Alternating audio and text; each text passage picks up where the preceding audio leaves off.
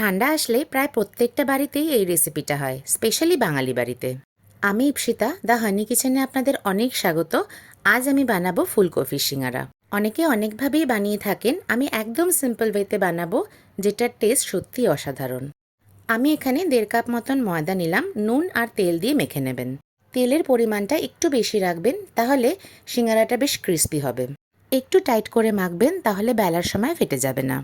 কাপড় দিয়ে ঢেকে প্রায় 15 থেকে 20 মিনিটের জন্য রেখে দেবেন। ফুলকপি এরকম ছোট করে কেটে নেবেন, সাথে কফির গায়ে লেগে থাকা সাদা অংশটাও একদম ছোট ছোট করে কেটে নিতে হবে। নুনের জলে 15 মিনিটের মতন ভিজিয়ে রাখবেন। ফুলকপিতে কোনো পোকা বা ময়লা থাকলে তা বেরিয়ে যাবে।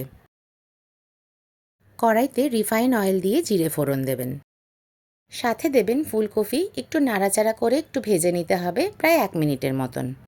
এবার দিলাম আলু, এরকম ছোট করেই কাটবেন। ফুলকপির সাথে সামঞ্জস্য রেখেই এই রকম করে কাটা। এখন দিয়ে দিলাম নুন, প্রথমে একটু কমই রাখলাম যাতে পরে অ্যাডজাস্ট করা যায়। আর দিলাম সামান্য হলুদ। হলুদ আর নুন দিয়ে ভালো করে নাড়াচাড়া করতে হবে, যাতে ফুলকপি আর আলুর সাথে হলুদ আর নুনগুলো ভালো করে মিক্স হয়ে যায়। এখন ঢাকা দিয়ে একদম লো ফ্লেমে ভাজতে হবে। মাঝে মাঝে ঢাকা খুলে নেড়ে চেড়ে নিতে হবে। সিঙ্গারার পুরটা হতে হতে একটা মশলা বানিয়ে নিতে হবে। গোটা ধনে 1/4 টিস্পুন, গোটা জিরে 1/2 টিস্পুন, 3টি শুকনো লঙ্কা। সব শুকনোভাবে ভেজে নিয়ে গুঁড়ো করে নিতে হবে। এখন সিঙ্গারার যে পুরটা হচ্ছে তাতে লঙ্কা কুচি দেবেন।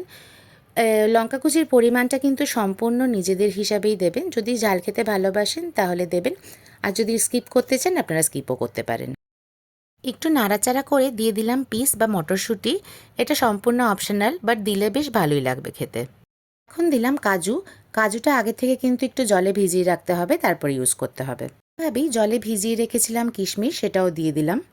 এবার একটু নাড়াচাড়া করে ভেজে নিতে হবে। এখন নুনটা আবার টেস্ট করে নিতে হবে, যদি দরকার পড়ে তাহলে আবার দিতে হবে। সাথে দিলাম কয়েক দানা চিনি। চিনিটা কিন্তু স্কিপ করবেন না, চিনি দিলে পরে মশলাটা বেশ ব্যালেন্স হবে। এখন একটু জল ছিটিয়ে নিতে হবে, আর আলু আর কফিগুলো একটু ভেঙে নেবেন। জল ছিটানোটা কিন্তু দরকার, নয়তো আলু আর কফিগুলো খুব ছাড়া ছাড়া হবে। আমাদের একটু জুসি ব্যাপারটা দরকার, সেই জন্য কিন্তু জলটা দরকার। এখন ঢাকা দিয়ে প্রায় 90% অবধি আপনারা এটা ভাজবেন।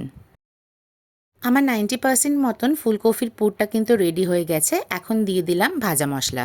ভাজা মশলা দিয়ে 30 সেকেন্ড মতন নাড়াচাড়া করলেই আমার ফুলকপির সিঙ্গারার পুর কিন্তু রেডি। বাড়িতে যেরকম রুটি করেন তার থেকে একটু ছোট করে লেচি নেবেন। তেল লাগিয়ে রুটির মতন বেলে নিতে হবে।